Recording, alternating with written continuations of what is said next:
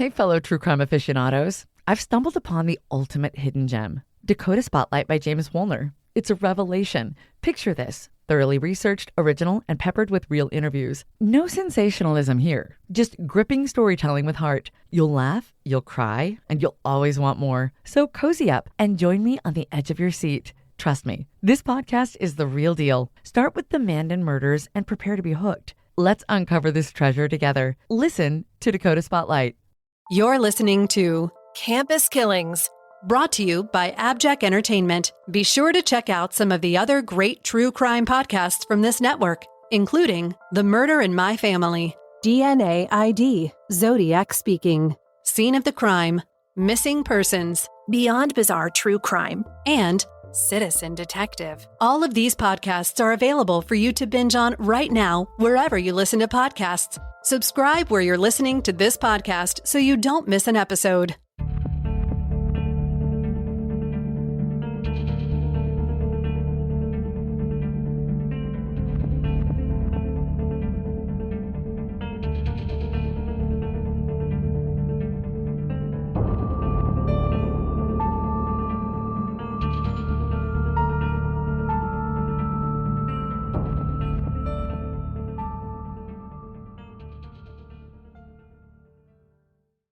Hi, Megan, and hello, listeners. I have another historic case for you today, and it's a big one.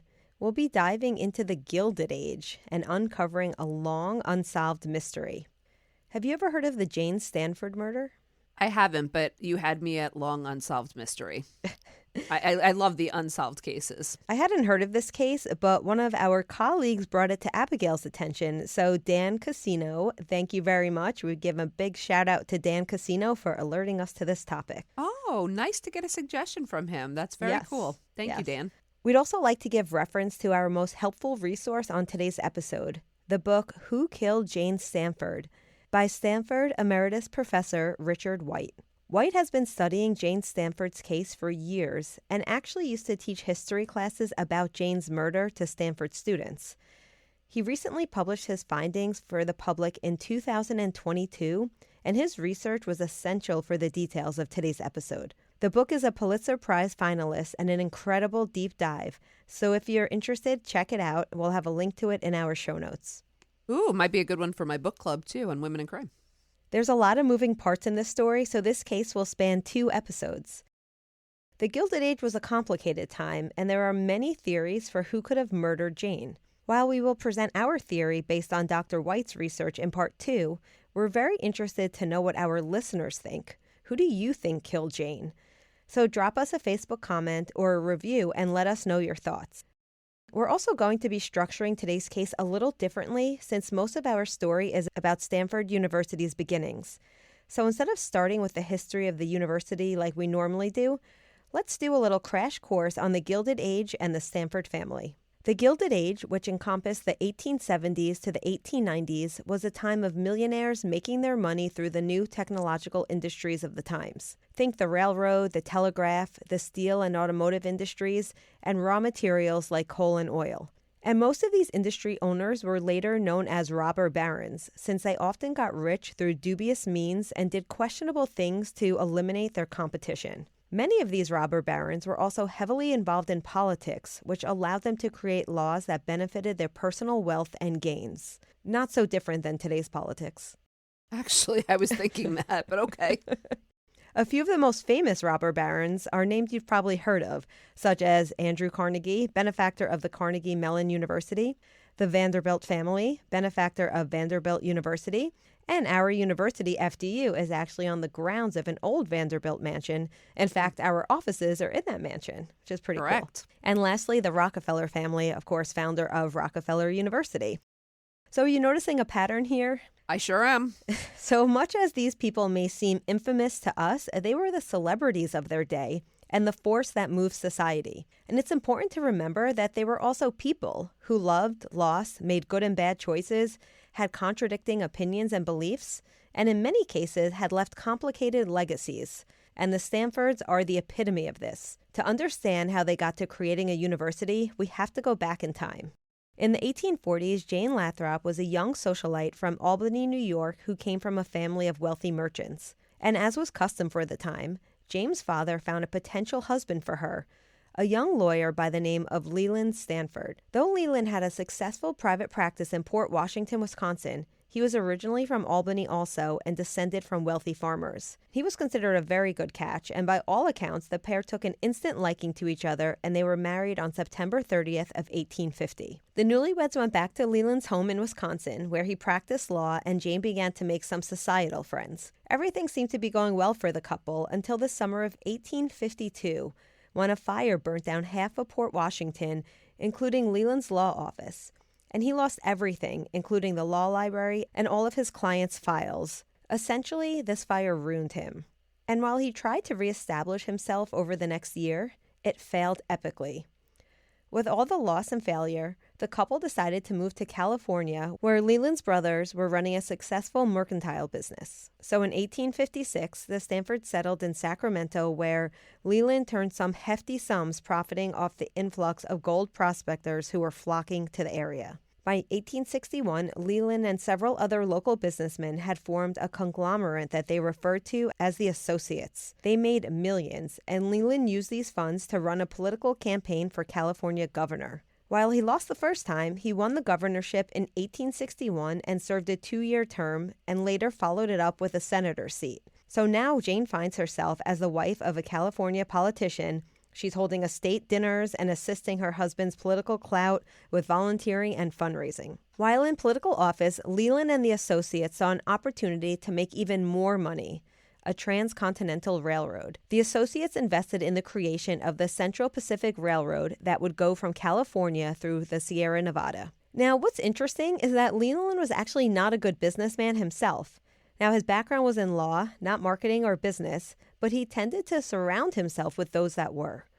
And his fellow associates decided that they would build their railroad through the use of underpaid Chinese immigrant labor. Now, this may have reduced their costs significantly, but it impoverished the already struggling Chinese. And of course, it made them intense profits, so they didn't really care. So was Leland just the money man then? Like you said, he wasn't a great businessman. It seemed like maybe he had the bank, though, and his friends were using him as the source. Yes, it seems like that. And after the railroad got going, him and his partners got even more rich by funneling most of the railroad's profits into their own pockets.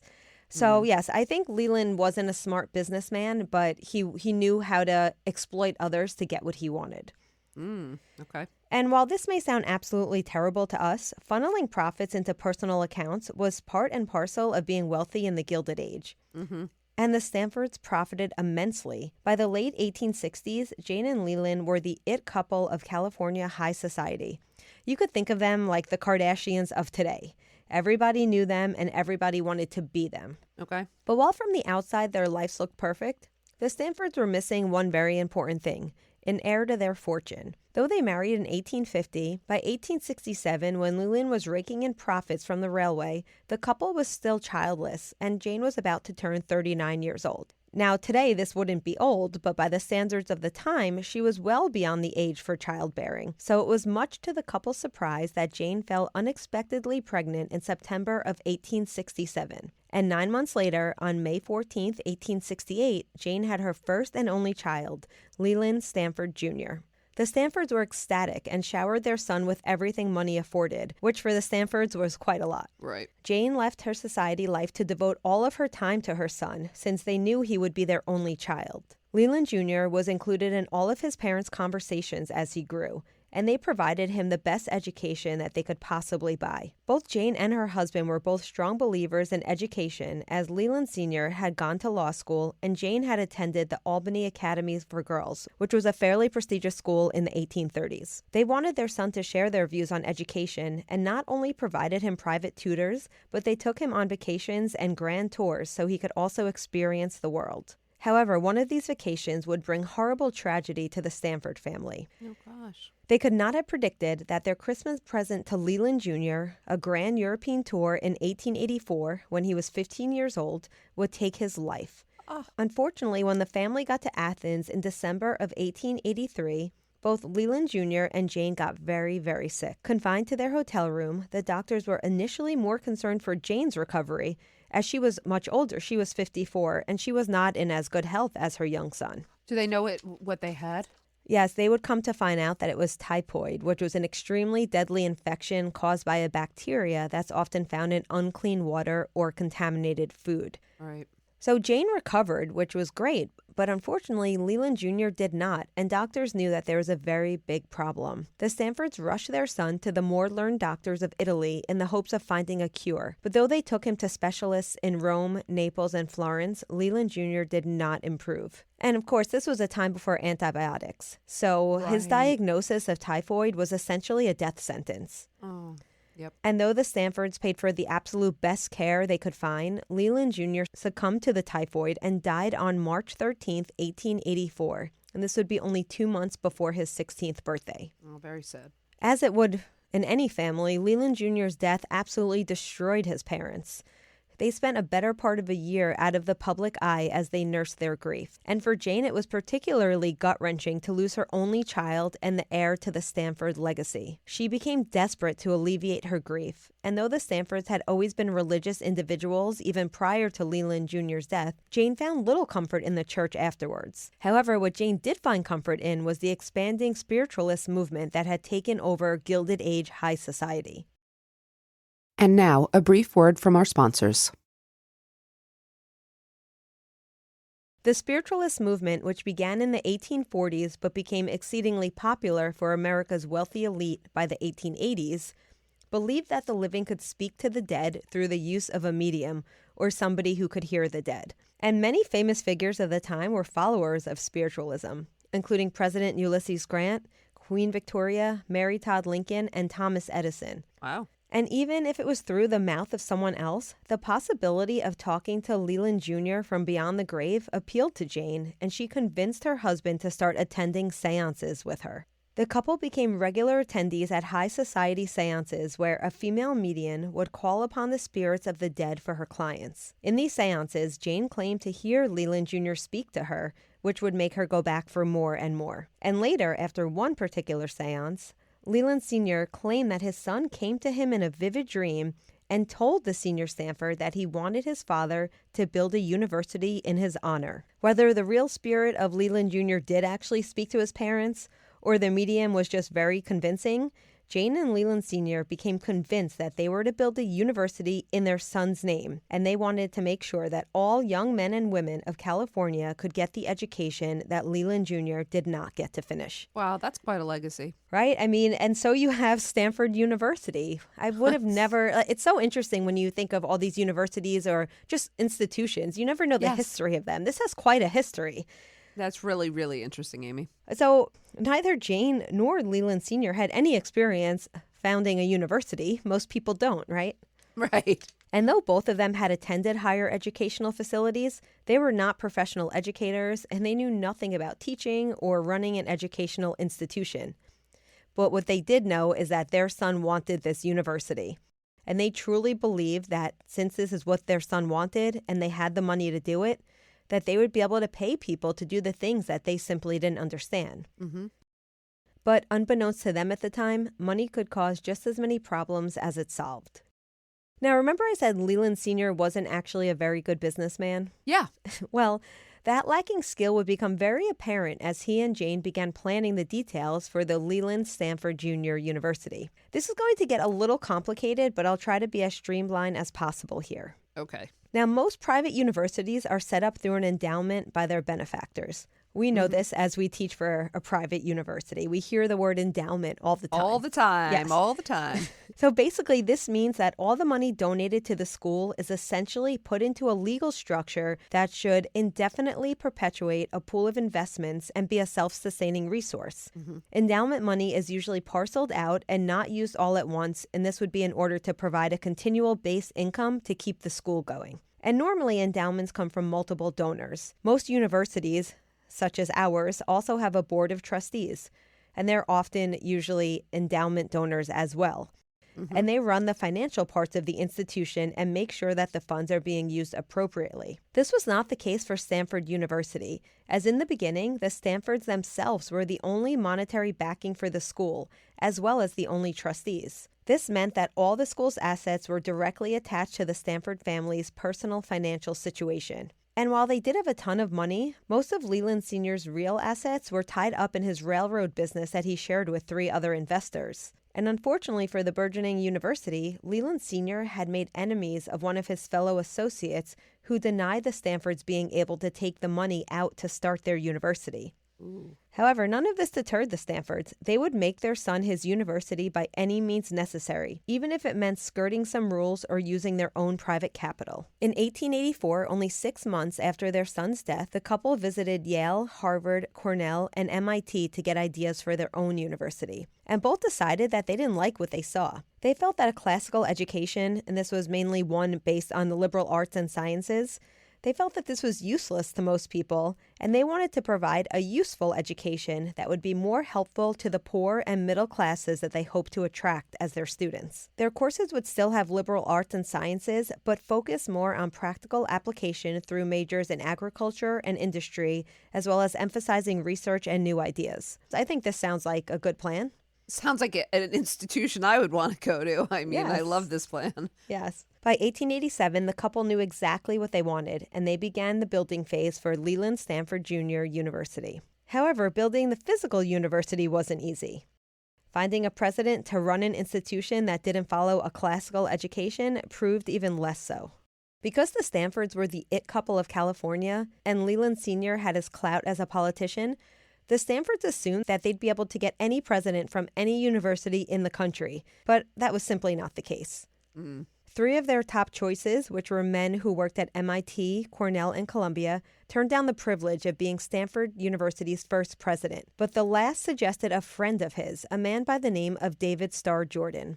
Jordan was a Cornell graduate and had been working as a professor and a researcher in the science of evolution at the University of Indiana. When the Stanfords came calling in 1891, the salary they offered Jordan was more money than he had ever seen, plus Leland's promise of a later salary of around $1.5 million once the Stanfords' $30 million endowment took hold. Whoa. Did It's a you say ton of money. $1.5 million? Yeah, that's a lot of money for today, let alone the late 1800s.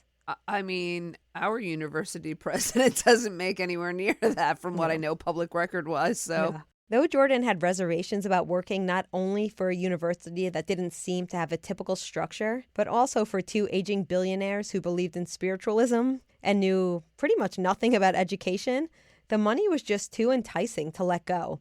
And David Starr Jordan began his presidency when Stanford University opened its doors on October 1st, 1891. This choice would become his, and later Jane's, biggest regret. Oh.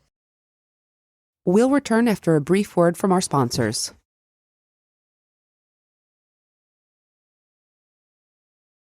For President Jordan, his regret was almost instantaneous. Once on board, his fears about working for an atypical structure came true, as the founding paperwork that Leland Sr. wrote up to legalize the university essentially gave all the governing power to the Stanfords themselves, who were both trustees for life, and their promised $30 million endowment never actually materialized. The Stanfords' donation was small and consisted not of money, but of crop branches of about 85,000 acres. The farms grew grapes and grain, but both were in decline, and the founding paperwork stipulated that Jordan could not sell off the land to profit the university. He could only profit off the gains of the farm. Not to mention that the initial money that Leland used to build the university had essentially been taken out on credit against his railroad profits. Ooh. From Jordan's perspective, the university was doomed from the beginning. It's so interesting because knowing what we know now about Stanford University, it's incredible that it became what it is now. I mean, one of the most successful universities, and you hear it was almost doomed from the start. See, Yeah. I really appreciate this history. And Jordan wasn't wrong, as Leland Sr. died in 1893 of heart failure, leaving only $2.5 million to the university. This is really nowhere near the $30 million that he promised. And worse, a national financial crash in late 1893 tanked the Pacific Railroad, where most of Leland's fortune was held. So now you have Jane Stanford as a widow. She had inherited a lot of her husband's financial problems, and she was now the sole trustee of her son's university, which was on the verge of collapse. Oh, boy.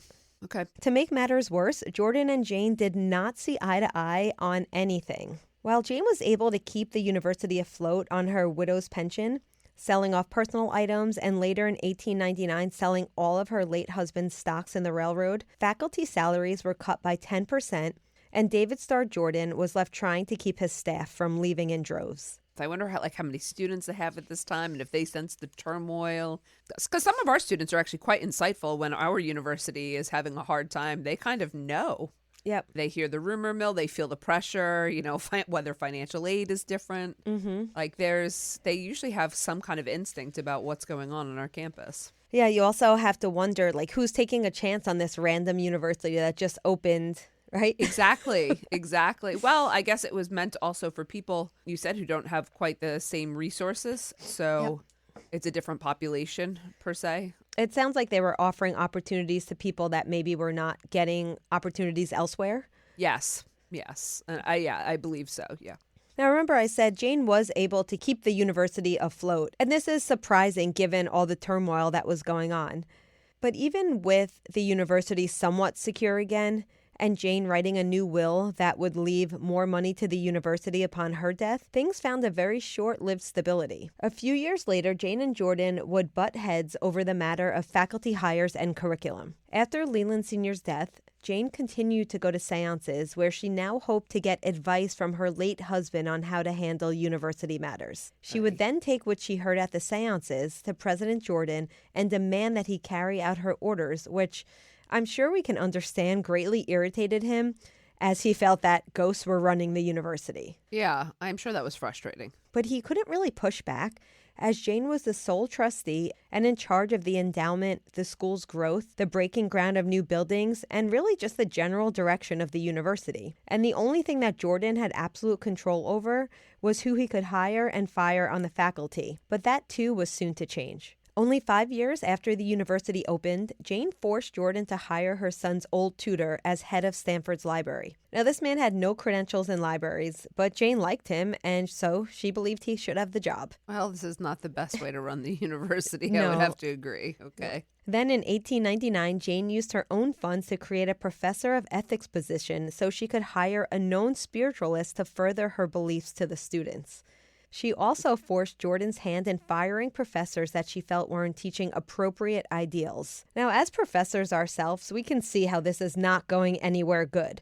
One of the best things about being a college professor is the autonomy to teach what you want and to research what you want, of course, within limits and as long as it fits the needs of the university and the department. Also, when you're hired at a university, you're considered a subject matter expert because you decide what the students need to know. That's why you're being hired. Yeah, we have a certain amount of autonomy and freedom that, I certainly appreciate.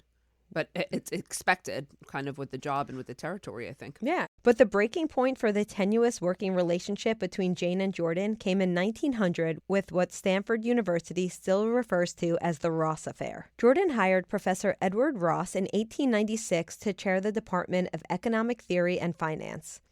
Fresh off his PhD and already a sought-after speaker, Ross quickly became a favorite professor, at least to students and other faculty. But he got on the wrong side of Jane Stanford very quickly. Only a few months into his teaching, Jane heard through one of the many spies she had on staff that Ross had said disparaging things in one of his lectures about the way her late husband had made his money in the railroad. Uh-oh.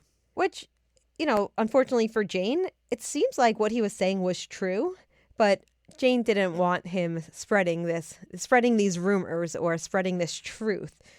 Well, he's defaming her late husband, too. I mean, that's, not the best way to make good friends with the head of the university. No, but it was very clear that Leland Sr. and his associates had done some pretty dishonest things to get rich off the railroad. Yep. While there's not enough proof in letters and surviving papers to show that Jane had to have at least suspected her husband had been up to no good at times, she took Ross's comments personally.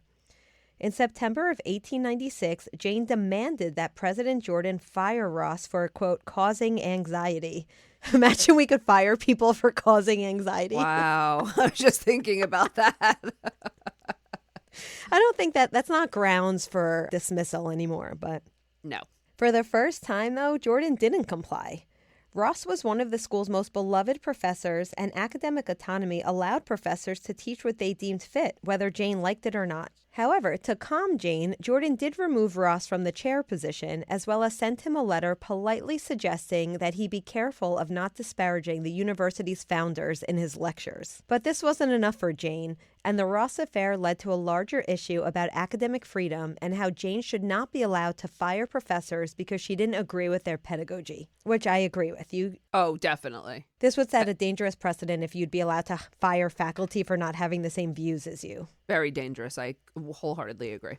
By 1897, Jane and Jordan were locked in a battle of wills that had Jane keeping tabs on Professor Ross to continue building her case against him. As fodder for her case, she found that in addition to his comments about her late husband, Ross had done a speaking circuit for socialists, whom of which Jane abhorred, and he was also affiliated politically with stances that Jane did not approve of. Through several terse letters between Jane and Jordan, Jane made it clear that she wanted Ross gone by the time she got back from her European holiday. But Jordan once again did not comply. By 1900, Professor Ross was still firmly employed at Stanford, and Jane's list of reasons to hate him had lengthened from the speeches he gave on his own time, to the way he sat on his desk to teach his classes, to the fact that he had, quote, criticized privately owned street railways, which was where most of Jane's stocks were held in. Jane pressured Jordan relentlessly to dismiss Edward Ross on the grounds that she found him dangerous and that he was poisoning the minds of her young scholars. After 4 years, Jordan realized that if Jane didn't get what she wanted, there was potential that she would fire Jordan along with Professor Ross. So I was curious about that, whether or not Jordan was also thinking about leaving, but I guess the money situation, there's probably a contract. Yeah. You know, I wonder that 1.5 million too. I wonder if that wasn't a contract over a certain amount of years, because that sounds unusually high for 1 year.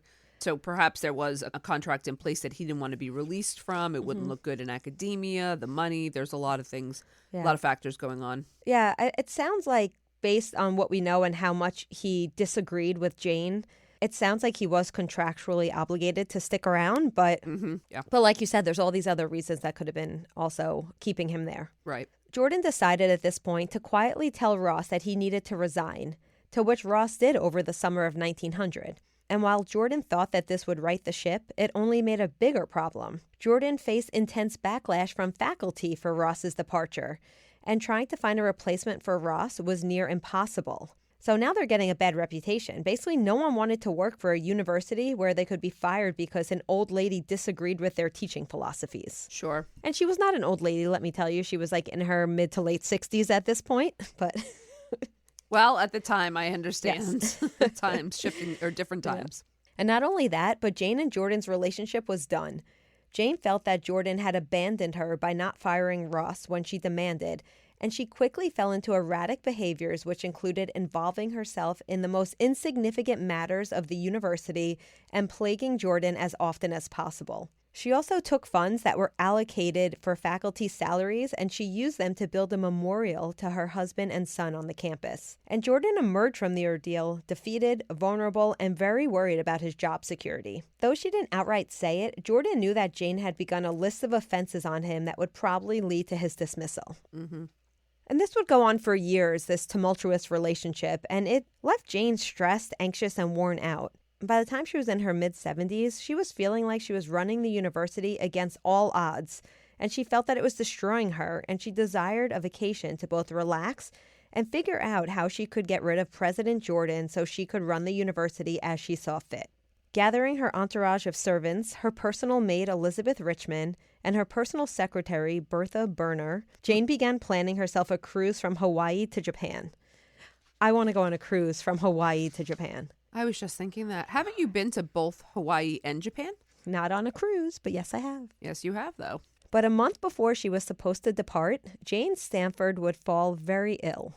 On the night of January 14th, 1905, Jane was being prepared for bed by her maid Elizabeth Richmond in her San Francisco mansion on Nob Hill. As she did every night, Jane required a glass bottle of Poland Spring mineral water to drink before she went to bed. And as every night, her servants, most likely Elizabeth or Bertha, had uncorked the bottle and left it waiting on Jane's nightstand after they departed. Jane reached for the open bottle as usual, but this night something tasted wrong. So wrong that Jane immediately vomited in her bed and called for Elizabeth and Bertha to help her.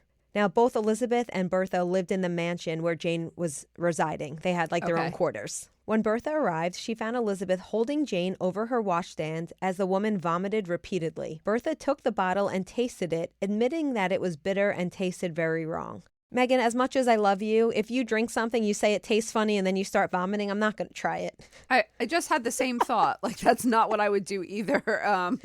Right? Yeah, no, that's definitely not. Yeah. She also held it up to the light and saw particles floating in the bottle. When Jane was able to stop vomiting, she told Bertha and Elizabeth to take the bottle to a local chemist to find out what was in it. Elizabeth went, and Bertha stayed to make sure that Jane was stable. By the next morning, Jane was feeling much better. The chemist that Elizabeth had taken the bottle to had to ship it to a bigger facility for testing, and it would take over a week to get the results. But when they came back, they were all shocked. Well, what was it? The chemist reported that Jane had been poisoned by 3/4 of a grain of dirty strychnine. And just for reference, half a grain is usually fatal. Dirty strychnine was used in over-the-counter rat poisons and was most likely why it had tasted so bitter, and this ultimately saved her life. Normally, strychnine in its pure form has no taste, so it's not detectable. But since this was used in rat poison, it had a flavor to it. It had a taste to it. Sounds like the early arsenic, because it makes me think of poison now. People use arsenic because of the lack of taste and odor. Jane was beyond shocked. Who would want to hurt her? She asked Bertha, "What would my death benefit anyone?" While Jane may not have thought anyone was out to get her, we'll find out that there were actually many people who may have benefited from her death. And only a month later, one of those people would succeed. On our next episode, Part 2, we'll unpack Jane's murder, the suspect pool, and how police corruption and a certain university president made sure that her case would never be solved. Thanks for listening, and we hope you'll join us in 2 weeks for Part 2 of the murder of Jane Stanford. Before we go today, if you'd like to support Campus Killings, consider subscribing to the show with an AbJack Insider subscription through Apple Podcasts. Your subscription will get you VIP access to all the shows on the network that not only includes hundreds of episodes of ad-free listening, but also bonus content and early access to episodes. For only $4.99 a month or $49.99 a year, you'll unlock a variety of listener benefits, and you'll be supporting this show in the process. Head over to Apple Podcasts and search for either Campus Killings or AbJack, and you can start your subscription with a free trial. Your support is greatly appreciated. Campus Killings is hosted by Dr. Megan Sachs and Dr. Amy Schlossberg, with research and writing by Abigail Belcastro. It's produced by Mike Morford of AbJack Entertainment. Be sure to follow Campus Killings on social media. You can find Campus Killings on Twitter with the handle @CampusKillings or on Facebook at facebook.com/CampusKillings. You can also visit the show's homepage at campuskillings.com. Be sure to tune in every other Saturday for new episodes of Campus Killings.